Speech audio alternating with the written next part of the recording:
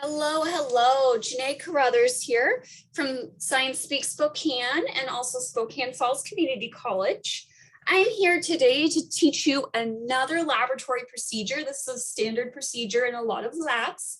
We're talking about gel electrophoresis today, and we'll get to in a minute what exactly gel electrophoresis is, but I want to engage you. So I'm going to give you a few minutes in the chat. Type what you already know about DNA. So in the Zoom chat box, what comes to mind? What do you already know about DNA? What are some vocabulary words? What are some concepts or ideas when you think about DNA using the Zoom chat box? Go ahead and take some time now. Share with us. What vocab words? What ideas?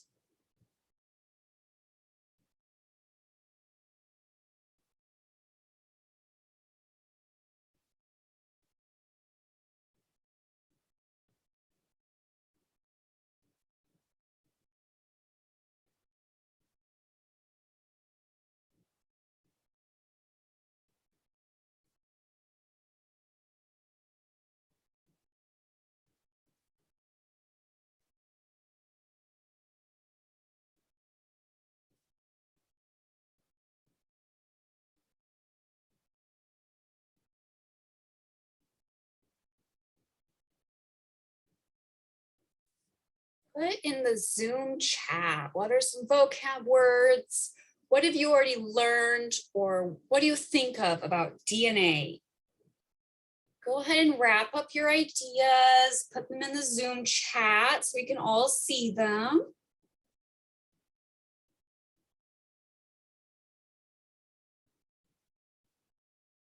All right, thank you for your inputs.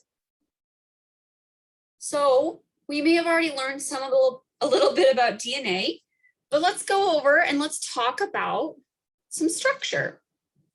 So when we're looking at DNA, the image up on the left may be that typical double helix that you think of when you think of DNA. The reason it's called a double helix is because it has two strands, and then they're made up of what we call these bases. So humans are made up of bases called C, A, G, and T. We have four bases that bind together, calling base pairs. So some of you in the chat, for what you knew about DNA, you may have put the word cell, and you are absolutely correct. Here are some human cells. Within the cells, especially when cells are replicating, they form the structure called a chromosome. The chromosome separates out into genes. You can see the DNA structure here again. None of this can be seen with the naked human eye. This is our double helix DNA strands. And here are our base pairs, again, made up of C, G, T, and A. Those stand for the four different base pairs or component molecules that make up humans. Now, to date, there is no technology that can sequence the entire human genome. So that means there is no technology as of right now by itself, just like in one run, that can tell us the human is made up of T, C, G, A. You know, it doesn't know the alphabet that may be a human.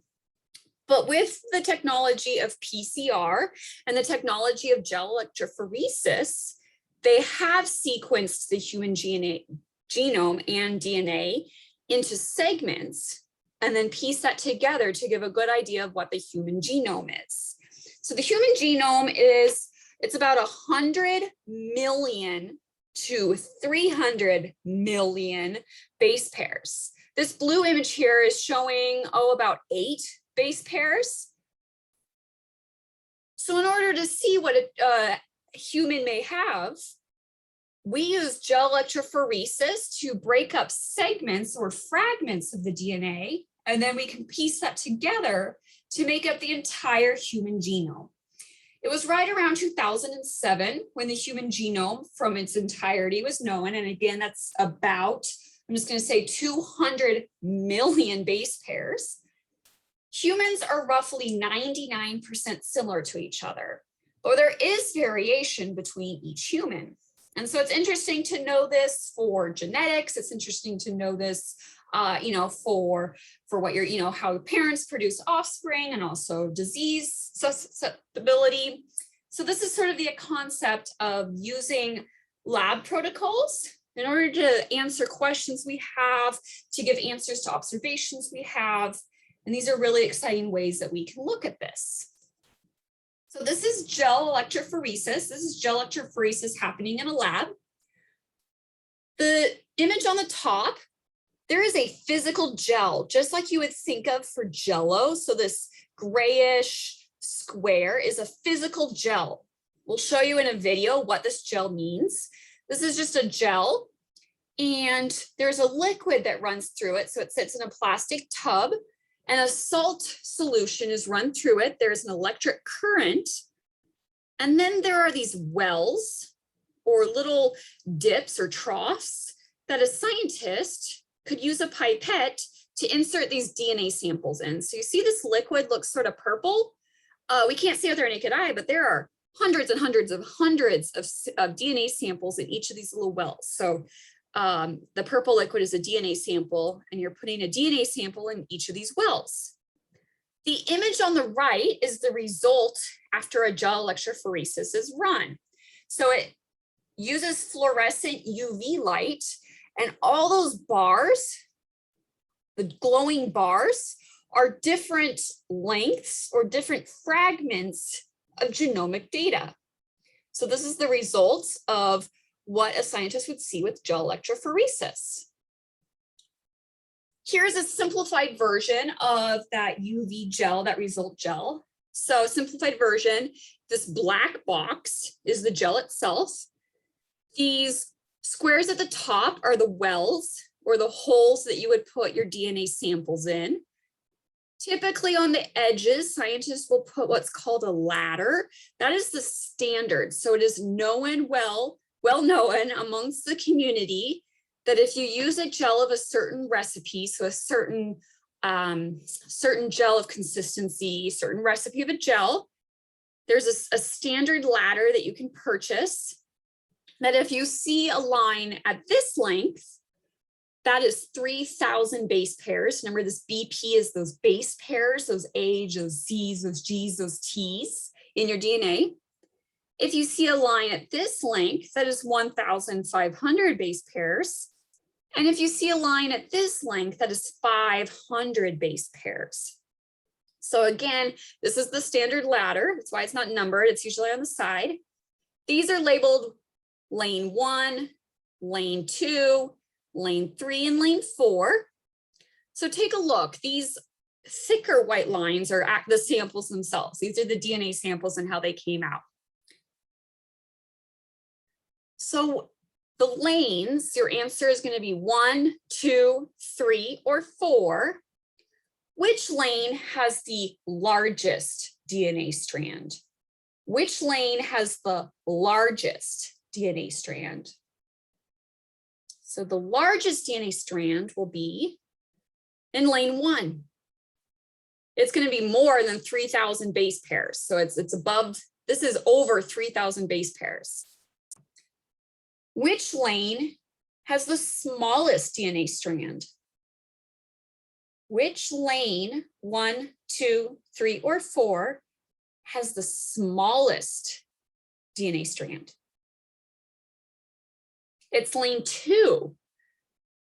The DNA strand in lane 2, so this is the result, this is the DNA, is even smaller than 500 base pairs. I'm not sure of the exact measurement at this ladder, but it is less than 500 base pairs, really, really small. Lane 3 has 2 results because there are strands of 2 different lengths. There's a strand of roughly 1,500 base pairs, and then there's another strand that's a little bit bigger than 1,500 base pairs. So this is a simplified version or result of what a gel electrophoresis looks like. Now, Science Speak Spokane, we promote STEAM at home. So all of us may not have access to sequencing DNA. We may not have access to DNA samples at this number, but we do have access to food dye. So food dye, just your generic kitchen food dye, can be found in any grocery store. We have the chemical components. So this was found through a resource online. These are the chemical structures of dye red 3, the chemical structure of red 40, chemical structure of blue 1, chemical structure of yellow 5. Again, these are just some industry dyes. You'll see that there is a molecular weight, MW, molecular weight for red 3 is 879.86, and it has a charge of -2, so it does have a polarized charge. Red 40 has a molecular weight of 496.416 with a charge of -2. We'll talk about those in just a minute. Remembering that electrophoresis is using a gel matrix to separate molecules by size and charge. Remember that liquid that I showed you that the gel sits in? There is an electric current that runs through the gel itself. So an electric current runs through the gel. So thanks to a resource that I found online, they looked at McCormick food dye. And this scientist found that the red McCormick food dye is composed of red dye 3 and red dye 40. I went ahead and did the math for you. So together, the red dye has a weight of 1,376.3. The yellow has a weight of 1,030.8, and this is rounded to the nearest tenth. The blue dye has a weight of 792.8. Green dye has a weight of 1,327.2, and I just did the math for these 4. So if we were to run these food dyes based on the weights given here, and if we were to run it through an electric current, question, which direction will they migrate? So we have a charge. Think of a battery. The battery has a positive charge and a negative charge. Which direction will these dyes go towards? So if they, they sat in the middle and you ran a current through it, would they go towards the positive end or the negative end? These dyes, we are knowing that they have a charge of a negative charge. Opposites attract in electricity. Opposites attract. So the negative charges, they would run towards the positive charge. So we're not multiplying them, we're adding them. So we're making a negative plus a negative still equals a negative. Which color dye will move faster? So which color, if we look at red, yellow, blue, or green, which one will move fastest? Here's their weights. I just put the math for you.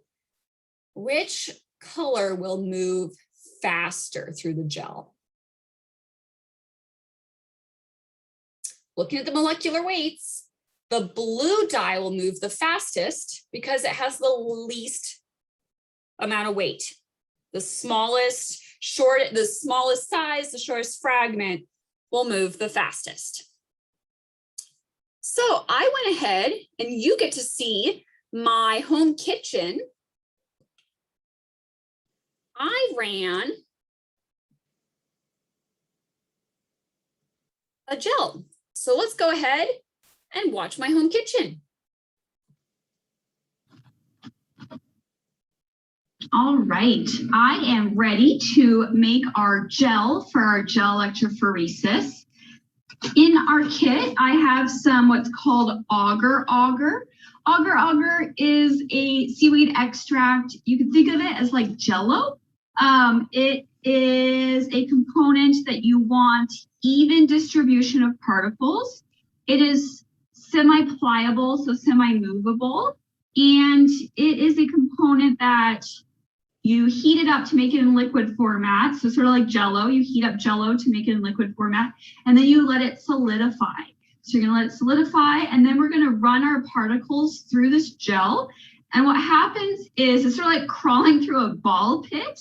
Again, if we could make a ball pit as evenly distributed as possible, the smaller particles, the smaller children, will be able to move through the ball pit quicker. So smaller particles will be able to move through the agar particles quicker, whereas larger particles, larger children, are not able to move through as quick. So it separates out the size once we solidify our gel and run it through our electrophoresis.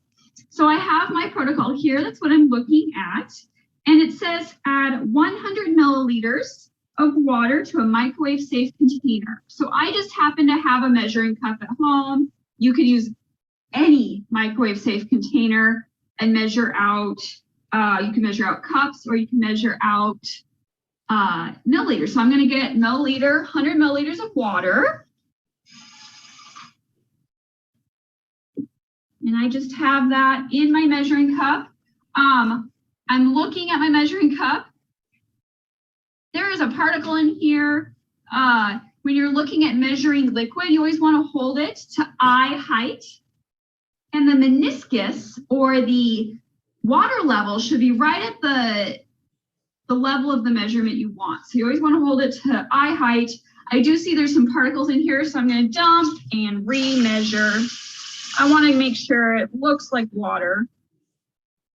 This is what happens when you're in a kitchen. I think I made rice the other day with this. So now my hand isn't necessarily steady, so I'm going to set it down and go to eye height and make sure that is at 100 milliliters. I need a little bit more water. Add 2 grams of agar. So I need another measuring dish. 0. So 2 grams of agar. So again, here's my agar. You can find it at sometimes ethnic grocery stores. You can find it online.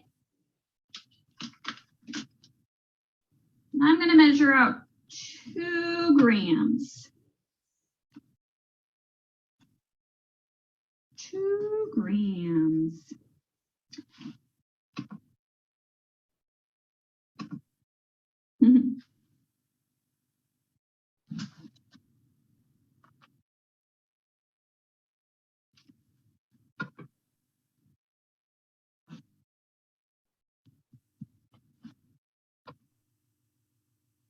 Haha, 2 grams on the dot. Okay, put my agar back.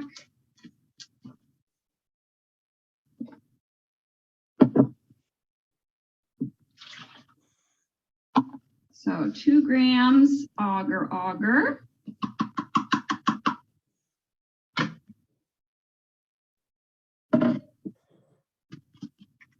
Adding my official labeled Tang bag. Thank you, Kat, for labeling my Tang. 0.8 grams. Okay, now that I have my measurements, I'm going to go over to my microwave. And my procedure says microwave at 1-minute intervals. So making sure it mixes well. Let me move my camera so you are able to see my kitchen and my microwave and my dog kennel.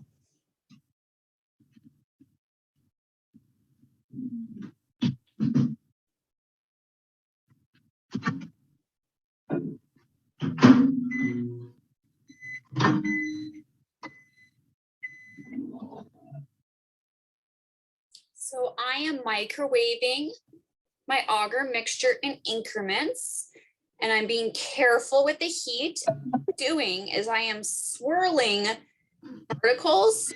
It's well mixed. You want to sort of have it very translucent. Don't mind my dirty microwave. This is a true in-house experiment. So again, I'm looking, making sure it's not cloudy, that there are complete separation of all the particles into the liquid. Try to make it more as clear as possible. All right, I am ready to make our gel for our gel electrophoresis. In our kit, I have some what's called auger. Auger is a seaweed extract. You can think of